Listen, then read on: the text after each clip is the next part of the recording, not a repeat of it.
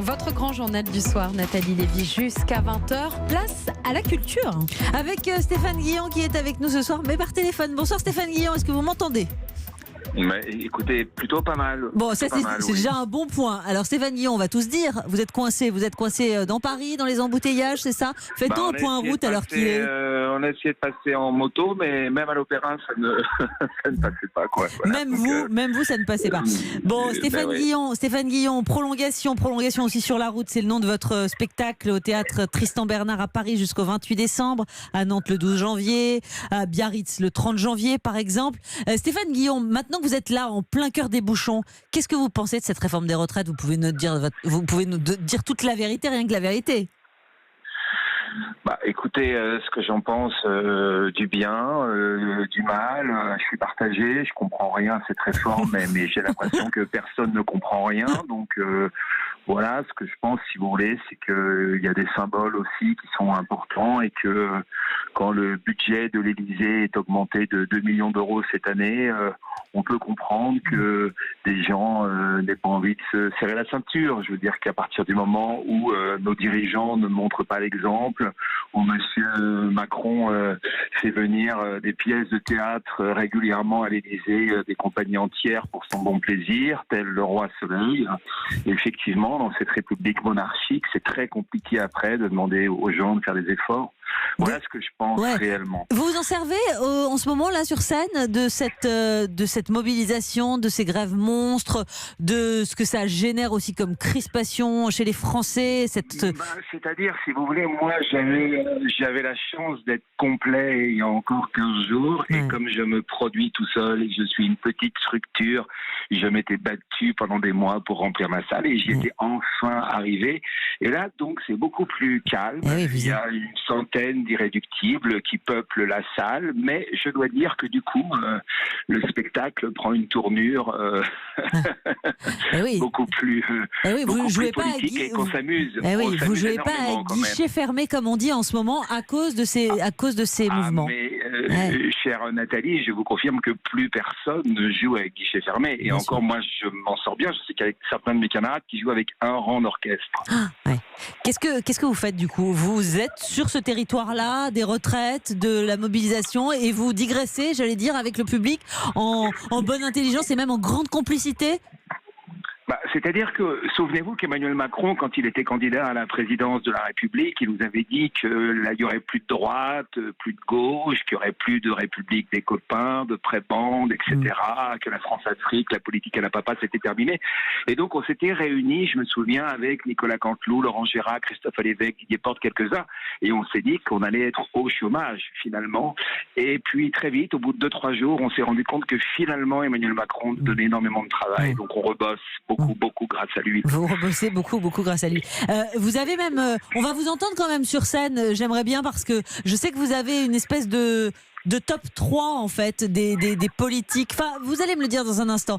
Mais en tout cas, j'aime bien quand vous êtes là sur les inconnus de ce gouvernement, par exemple, mais pas seulement. Ça y est, ils veulent de nouveau virer Castaner. Soi-disant, le type est nul, incompétent. Touchez pas à Castaner. Pour nous, les humoristes, c'est le Graal. Tu cites son nom dans une salle, les gens rient. Christine Boutin est à la retraite, Vauquier a été viré, Balkany est en prison. Non, laissez-nous nos meilleurs clients. C'est vrai qu'il est nul. En premier flic de France, il est nul. Mais pour mettre de l'ambiance dans les dîners officiels, c'est le meilleur. Coussin péteur, boîte à rire, poil à gratter, c'est Casta la déconne. Stéphane Guillon. Bon, on a compris, Castaner, il arrive sur la première marche du podium. Qui y a d'autre dans votre top 3 au gouvernement aujourd'hui ? Ou d'ailleurs hors gouvernement ?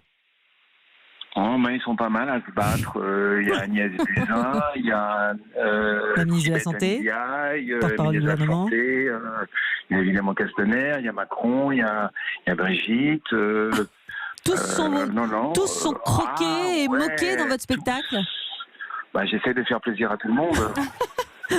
Vous êtes évidemment, j'allais dire, très inspiré par le gouvernement. Qui d'autre aujourd'hui surnage ? Il n'y a que le gouvernement qu'on croque en spectacle, qu'on imite, dans le personnel politique, bien sûr. Non, ils sont assez. Ils m'inspirent pas beaucoup au niveau imitation. Moi, niveau imitation, c'est vrai que j'imite François Hollande, qui revient d'ailleurs, qui était ce matin chez vos confrères d'Inter pour nous expliquer à quel point lui, il aurait mieux fait que les autres. Et d'ailleurs, Hollande, il me stupéfait parce qu'il est en train de revenir un peu partout en ce moment. Et je me dis que finalement, la politique, c'est le seul métier au monde où tu peux merder autant et on te file une deuxième chance. Il n'y a pas d'équivalent. Par exemple, le capitaine du Costa Concordia, il n'organise plus de croisière. C'est sûr, oui. Bien vu, bien vu. Quand même, dites-moi, Stéphane Guillon, sur scène, il y a une table haute, une carafe d'eau, quelques ballons de toutes les couleurs et cette inscription « Premiers adieux ». Vous commencez en disant il faut arrêter, enfin vous arrêtez car c'est trop difficile de faire rire aujourd'hui. C'est vraiment vrai ça ? Non, c'est une boutade. C'est-à-dire que je passe en revue tous les sujets qui sont touchy maintenant, tout ce dont on ne peut plus parler, dont on ne peut plus rire. Et évidemment, je m'empresse d'en rire. Ouais. C'est un spectacle qui est monté comme ça en contre-pied, permanent. Vous allez sur tous les terrains. On avait Haroun hier dans ce studio. Il nous disait on peut rire de tout en toutes circonstances, mais en étant respectueux. Qu'est-ce que vous dites, vous ? Oui, enfin moi je pense qu'un humoriste n'est pas un citoyen au-dessus des autres, donc effectivement, mais ça paraît évident et bête à dire, on n'a pas le droit d'injurier, on n'a pas le droit de tenir des propos racistes et antisémites, c'est évident. On a quand même le droit à l'outrance, et je crois que ça c'est important. On a le droit d'être outrancier, nous ne sommes pas des journalistes. On a évidemment des auditeurs aussi qui vous posent des questions. Agathe qui nous appelle de Nantes ce soir, toute jeune Agathe, 19 ans. Bonsoir à vous. Ça va. Bonsoir Nathalie, bonsoir Stéphane Guillon. Quelle chance de vivre à Nantes, Agathe. Vous ne connaissez pas votre bonheur. Ah bah si, je connais. Savouré. Quelle jolie ville. Alors allez-y Agathe. Alors, je voulais savoir si vous, Stéphane Guillon, vous avez le sentiment d'avoir inspiré des humoristes de la nouvelle génération et de savoir si vous en appréciez en particulier. Moi, j'en apprécie pas mal, mais ouais, j'en apprécie beaucoup. J'aime beaucoup Jérôme Commandeur, j'aime Gaspard Proust. Il y en a plein. Puis il y a ceux aussi que malheureusement, dont je ne connais pas le travail. Mais moi, quand j'ai commencé dans les années 90, en 90, on était 15 humoristes et maintenant il y en a énormément. Donc je trouve ça bien finalement qu'il y ait autant de gens qui s'expriment sur scène. Et je trouve qu'il y en a qui ont beaucoup de talent. Et si j'en ai inspiré certains, tant mieux. Juste un dernier mot, Stéphane Guillon, parce que vous êtes dans la circulation, c'est compliqué pour vous. Vous terminez votre spectacle en disant on m'a viré de partout, gardez-moi avec vous.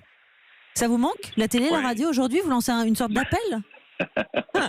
Mais ah non, la télé pour rien au monde. Vous mettez n'importe quel chèque sur la table, je n'y vais pas. Mais la radio, j'ai toujours dit que j'aimerais refaire de la radio. Ah. Mais ça viendra un jour. Vous savez, moi je suis pas pressé. Voilà, quand les choses se présentent, et c'est chouette. Bon, on a entendu en tout cas. Alors Stéphane Guillon, en attendant, vous êtes au théâtre Tristan Bernard à Paris jusqu'au 28 décembre. Le nom du spectacle, c'est Prolongation, à Nantes le 12 janvier, à Biarritz le 30 janvier, entre autres.